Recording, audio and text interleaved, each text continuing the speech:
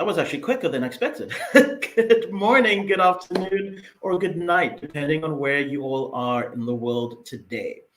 I am sorry that we are a little bit late today. I was just explaining to Laura that I've been having, well, we all have been having severe connectivity issues in South Africa. As a result, I will not be on the live video wise today, but I am still in studio and I'll be posting comments and questions just from what I'm noticing from the book. And as I mentioned to Laura just before we started, that I had something really traumatic come up in my space over the last couple of weeks. And we're going to talk a little bit about that as well. So, without further ado, Laura, how are you doing today? I'm fabulous, thank you. And I'm sorry that we're having connectivity issues, but we are going to create, right, connection in spite of the disconnection. Absolutely. So Yes. I will be removing myself from the stream now, but again, to our audience, um, I'm still here in studio. Please do like and subscribe, whether you're watching this on Laura's channel or on ours. You'll notice in the description for today's video, yet again, there's the link through to Laura's website, where if you purchase a copy of the book, you also get a free 30-minute life coaching session with Laura. So we please do recommend that everybody takes advantage of that. Yes. Laura, I'll hand over to you and I'll come back in towards the end of the live. Yes. And what would you like me to just begin in relation to what we were talking about before, or Yes, please yeah, do. That would be perfect, actually. Okay, okay. I'll leave it over to you then. Bye. Okay, see you in a few. Hi, everyone. How are you? So I'm so bummed out that Stefan is not right alongside me because I love the energy and the synergy that we have. And I really have found that, again, that connectivity really feeds into the current of why we all are gathered here. But I am going to jump in on something that we were talking about, and I'm going to kind of broaden the conversation. So it's not anything particular around abuse issues, but this has come up often in certainly one-on-one sessions with clients, but just the readership in general. Lots of us are going through either self-abuse, right? We inflict that into our own environment. We are victims or we victimize. And people have often asked me, how do we find empowerment through these cycles and patterns, and really this output of negative behavior when there is abuse happening? So I always like to say this: if someone is in a very abusive environment, please get help. And whatever your emergency, numbers are around the world, whether you call a helpline or you reach out to, the police or certain authorities, if you are in a terribly abusive situation and you need help, go find it. It is there, and there are people who are trained to help facilitate the steps that are needed to remove you or a family member or your children. So I'm going to look at a question at the moment, and I'm going to read this. It says, one thing I noticed in the book, which I think correlates so beautifully with what we are discussing, is learning to let go of outside trappings, which create internal responsibilities and negative patterns. So thank you for that question. And yes, this is part of something that actually I was going through with a client. When we are in beautiful environments, luxury environments, or certainly we'll say upper end environments, meaning if we have a nice home, if we are fairly well kept, if we have fancy clothes or a decent car, and if we have jobs, and to the outside community, right, to the onlookers, they look upon us and think we have it made. There shouldn't be, there couldn't be any issues in that family or that couple or that partnership. And so many of us really do end up being trapped in these environments because of the attachments to either money or what, again, our neighbors, our community, or people in our spiritual groups or our religious groups, and certainly our work environments, right? Oh, I'm married, I have a partnership, this is our family, this is the way we're moving through life. And everyone seems to think that there's a very positive flow to that. And yet, here we are going through abusive patterns within those four walls. And sometimes a part of our ego gets very controlled by the delusion of those outside trappings. And it really does come down, when we remove a lot of layers, what is someone else going to think? How are they going to respond? And we all know what this feels like. Even the most accredited, educated human beings on our planet have gone through divorce, or they've been fired, or they've had to leave a job, or maybe they didn't raise their children in the most proper of environments. We're human beings. And I want you to think about that. We're human being human. And we have all of these conditions that are placed within our upbringing. And certainly, look at what society does to us. We measure our self-worth, we measure our existence, and we certainly measure the way we live up against everyone else. And that can be changed, and it can be recalibrated. It's just the mass flow, right? That current that travels the mass population through our life doesn't really think for themselves. So changing the pattern, changing the direction of behavior is quite challenging. And when we are adults and we are abusive to one another, there's oftentimes our children, or if we're in care or guardianship of those younger than us, let's say in the foster care system. Certainly, we have orphanages all over the world. We have care facilities, even daycare facilities, where parents drop off their children to go to work, to make a living, and we release the care and the consideration of our children into the guidership of other people. And they have ongoing issues and patterns that in a 6 or an 8 hour day go against our kids that we may not even know about. But I would say, when it comes to taking accountability to how we are raising our own children, this can bring some hardship in if we have not healed the work, if we have not healed the issues and done the work to really break that link, that chain of abuse. And I do write about this in the Science of Empowerment, how we basically travel with these suitcases, and they are filled with all of our challenges. I'm going to stop for a moment and read this question. Would this also apply being in denial around abuse, or even just negative experiences in general can cause the same experiences to repeat? Yes. So perfect timing. And this is what I was going to. So picture when we're a little kid, we're born into the world, right, with this avatar suitcase. Okay. It's just a metaphor, but it's open. And as we move through our journey, we get to collect and use this suitcase as the holding container of all of what our life is. I can guarantee you, almost all of us right now, if we were to look at the metaphor of an avatar suitcase, it would be filled probably with close to 70 to 90% of things that we no longer need, want, or find useful. If we had the ability, we would open up this suitcase and we would empty it out, and we would only replace what was absolutely filled with happiness, joy, certainly skill sets and tools, and our friendships, and maybe books and a few mementos. But most of what is in the container that we have carried throughout our life is a repeat of what was placed into that container at the very beginning of life.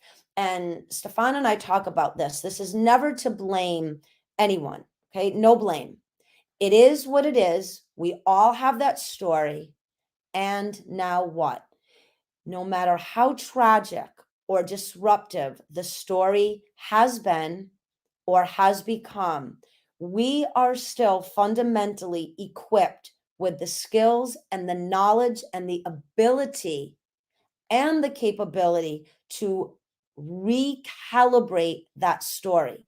It is not to say that if we were abused or if we abused, that somehow that would just dissolve. It will not. There will always be an imprint of that experience in that container.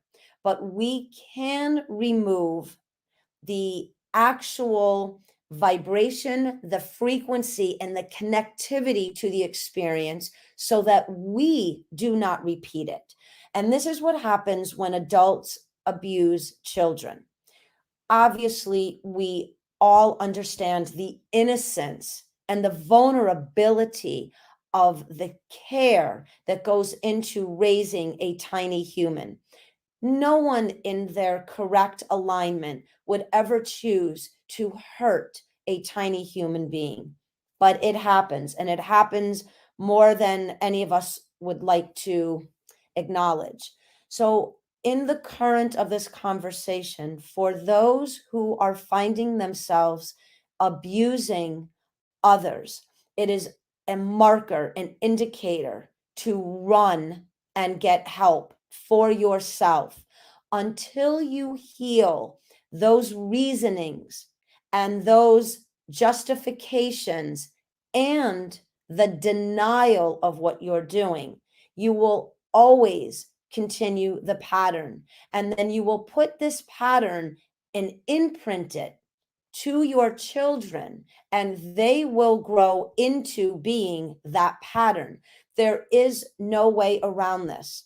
When we are in the caregiving environment and we are responsible for the teachings, the knowledge, and the patterns of what we are placing into the mind, body, and biology, and most importantly, into the consciousness of the little humans, they will become an output example of what we input. And I really want you to think about that for a moment. So if there's anyone listening and you yourself are being abused, or you are the abuser, or you know someone that is abusing or going through the abuse, first and foremost, find professional help. And that is going to look different to each person. But do everything in your power to reach out.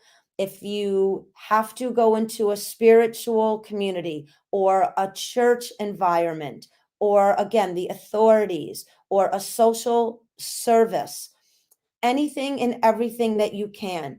Don't give up and keep working on getting help for yourself, getting help for the innocent.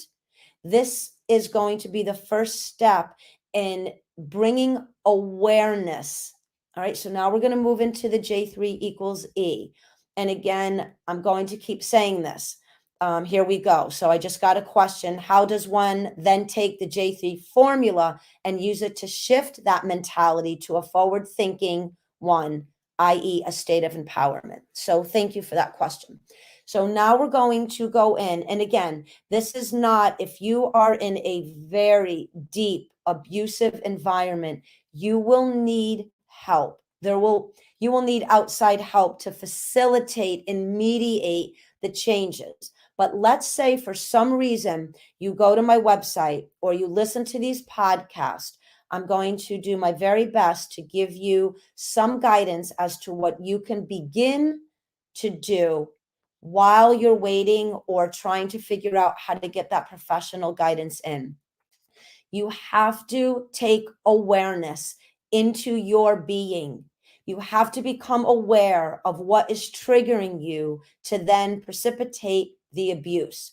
So if your child, I'm going to use a child adult example at the moment, or, it could be a partnership, but something is said or done in a way that sparks that abuse.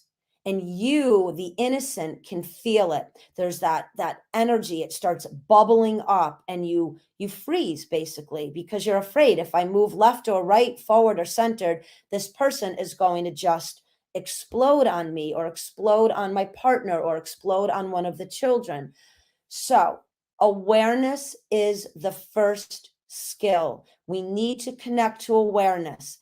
I'm feeling rage. I'm feeling uncomfortable. I'm feeling frustration. I'm getting to a point where I am going to unleash this unhealed pattern in me. What may I do?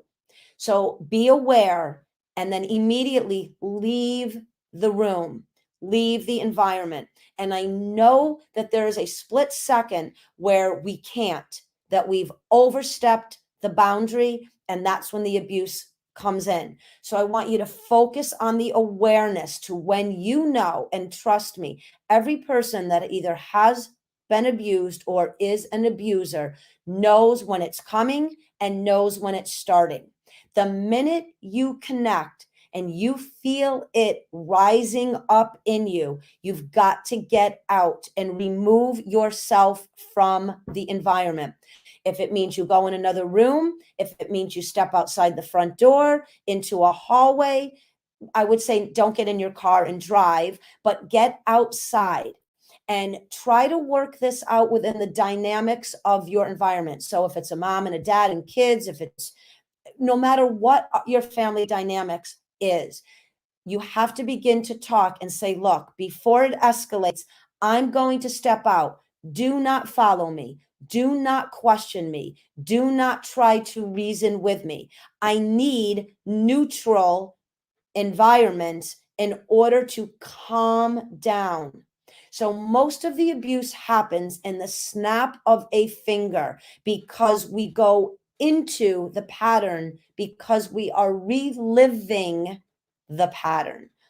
Try your best to remind yourself of that. It is never the innocent. And we usually abuse the innocent and the vulnerable because they are less in aligned to handle the reflection back onto ourselves that we are the reason this is taking place. So the innocent is less of a healing mechanism and more of a mechanism to repeat and stay cemented in the pattern. Here is where change will happen, but this really has to be an awareness skill. I'm getting ready to unleash the pattern. I need to remove myself. But you have to let everyone in your environment know that when you see me run out that door, lock myself in the bathroom, take a walk, you've got to leave me alone so I can put space and break in between the bubbling up, the rising up of the pattern, and then the break is what's going to start to allow the healing to begin. Now we move into the second, right? Second principle of the J3 equals E, willingness. Here is where the abuser has to align with that principle deeply and with purpose. So even if you get a quick awareness, you're getting ready to explode, now that willingness is going to support. I know I'm getting ready to lose it. I've got to remove myself. Brain, make those feet move. It doesn't matter where you go, just get out of the environment to where you are getting ready to harm another individual. Now we go into accountability.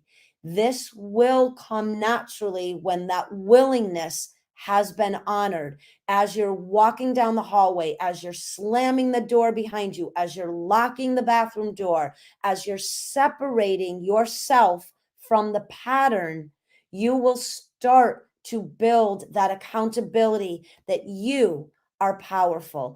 And even though you are in this abusive pattern, i.e., behavior, you are now changing it. So even though you are feeling not powerful, you really are showing yourself that even though you were most likely abused, for the first time, you're breaking the cycle, you're breaking the chain, and you are learning what it is to become an empowered individual.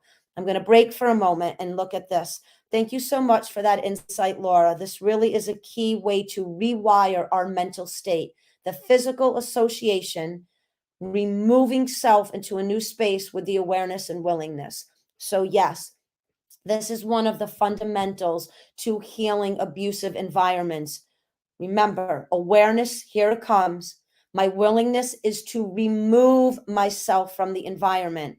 The accountability is the beginning of breaking the pattern of staying in, right? Like cemented in, like cement boots. You can't move, you're frozen in the pattern.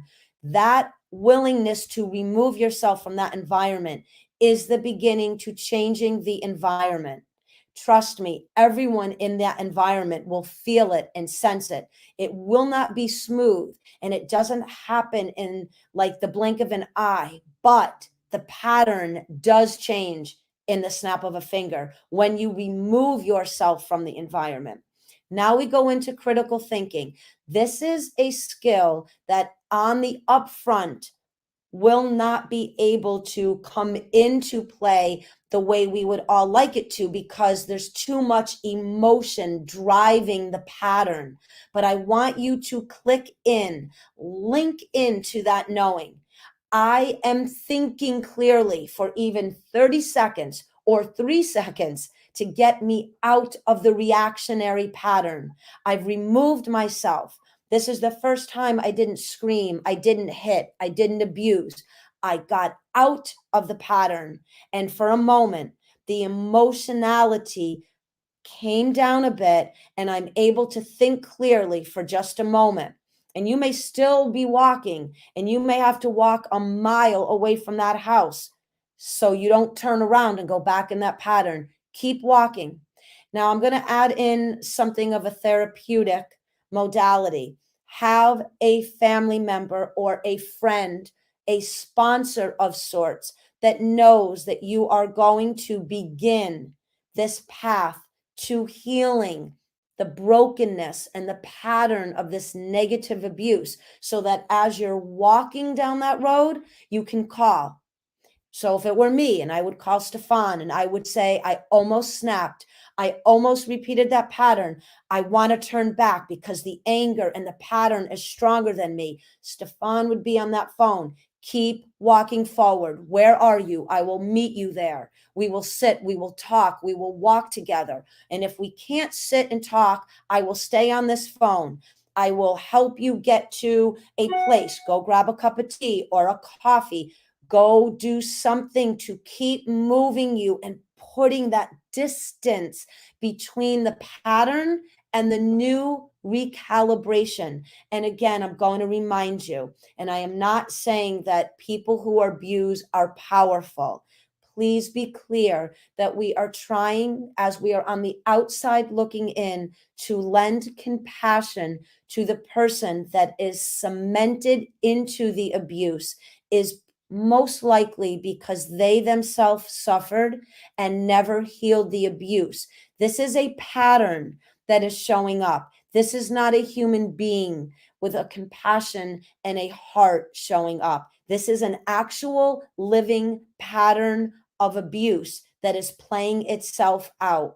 So it is best to do our best to have compassion, but not at the expense of harming an individual, and certainly, again, not the little humans. So we need to have some type of sponsor, friendship, connection, that when we are working through breaking this pattern, we've got someone that's got our back. This does not mean we are enabling at any turn the person that is abusing others. We are trying to help facilitate a breaking of a pattern, and they need help too. I hope that that makes sense and that clarifies for everyone. And I know that there are very deep, very very disturbing abuses that happen around this world that some of us cannot ever fathom. This is some of the worst patterning in life. And we need to help people that are in this pattern. So now I'm going to move to energy, and you are welcome. Thank you. Yes, this has been so insightful and helpful. You are welcome, welcome.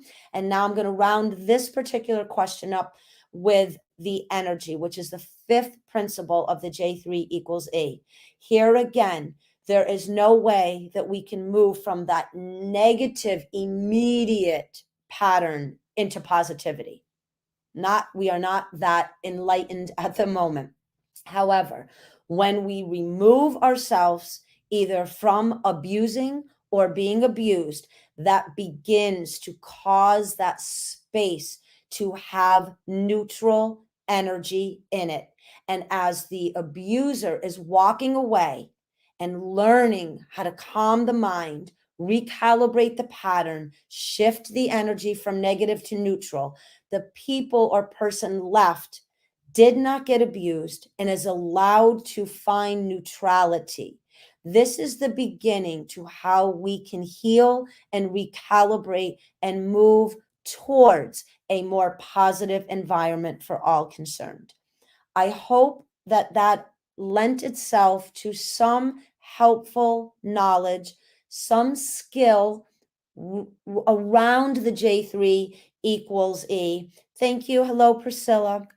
And really, again, for those of us that know of others that are in either side of that scenario, now we know that maybe we can lend a passionate and compassionate hand to the person that maybe is in the adult end of it or is the abuser, and try to direct them more towards sponsorship and help.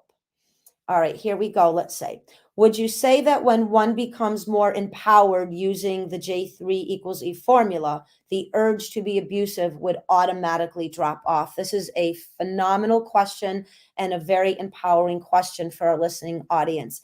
Yes, when we heal, when we decide to be that person that breaks the chain of abuse, that breaks the continuity, right? The current of abuse, we do automatically become empowered because there is something that changes inside the biology and inside the mind brain matrix. We begin to rewire the pathways that actually became unwired and then rewired the offshoots of negativity. So this allows us to begin to feel capable and realize the potential has always been inside of us. When we are young and we are abused, we are more vulnerable. We haven't had the time to gain insight, knowledge, and skills to handle abuse, which is why it seeds in us so quickly and it really cements and takes up residency in our mind. And then it floats in the biology, which is why so many people that are abusive and have been abused have a lot of health related issues, certainly mental and emotional, but also physical, because when we're so tiny and this pattern comes at me, we're just not developed enough. The structure isn't in place to really hold it off and build up a defense mechanism. Our defense mechanisms come in through heavy ego, lots of different masks that we wear. We go into hyperdrive and alcoholism, drug addiction. We become very abusive very early on in our life, or we become workaholics, or we shut out people. So it comes out in that way. So by the time we have moments where we connect, or we maybe create a marriage or a partnership, and then we bring children into this world, we haven't really done the work to heal the issues that have been with us for at least a decade, if not longer. So using the formula really powers up our ability to look at ourselves and realize, I was young, I was innocent, I was vulnerable, I didn't have what I needed that was necessary to not continue the pattern. But now I do. I have a mind that is capable of healing. I have a biology that will respond to proper nutrition and exercise and sunshine and love. And love will only come to ourselves when we are willing to heal ourselves. But again, we need outside help. We need sponsors and guidership around us to help us help the people that we've been hurting. So the more we read, study, listen, the more knowledge we gain, the more we can apply this formula at every turn, the more empowered you will become. And then you will empower your environment. So I'm just going to take, and let's just say that there's a parent abusing a child and they begin reading the science of empowerment. They immediately begin applying the 5 principles. Here we go. I'm aware I'm getting ready to explode. I am willing to be the one that breaks this pattern. I'm going to turn this anger, this negativity into love and a more positive environment for my children. Now I'm going to go into accountability. I'm removing myself. And I know some people might be thinking, well, what happens if you can't remove yourself? You have a little child that you can't just leave there. Put that child in the bed or the playpen or the crib and go in for a minute. Take 5 minutes, go into the bathroom, look in the mirror, talk to yourself. There is a higher knowing in you that is covered under your hurt, your pain, your abuse. You are in there. Your beauty, your power, your genius is in there. Okay, I have another question. Further in the book, you mentioned we need to be willing to dissolve acceptance of being ordinary. In the scenario we are speaking that feels aligned with not being a slave to our emotions. Yes, this is what I was just getting to. Go look at yourself. Find that part of you that is extraordinary, even if you are in environments. I'm going to share a quick story. This is out public knowledge. There's a famous actor, and he's this beautiful, big, strapping, black gentleman, and he is a multi-millionaire. And he tells the story of being about 6 or 7 years old, very entrenched in, very urban environment, and his father, severe alcoholic, severe abuser, actually took a gun, put it to his head at 6 or 7. I believe it was Christmas Eve. He was in a bathtub and made him go outside naked, this little boy, in the middle of the winter with a gun to his head. This man found it in his heart years later, decades, to take care of this man, bought him a home, had the money to pay for a nurse in his dying days, and forgave. Now, I know this is a lot to take in on a quick story. My point is, there are millions of us that have gone through these tragedies, and there are millions of us who have the ability, capability, and potential by thought alone to begin to break the pattern. We need help and we need outside guidance, but it's always going to come into you. So I want to remind you of your beauty and your brilliance. And even if you feel broken and fractured, I promise you the healing can begin. The patterns will be recalibrated and broken. And yes, you can dissolve that, as that question was. Do not accept this commonality anymore.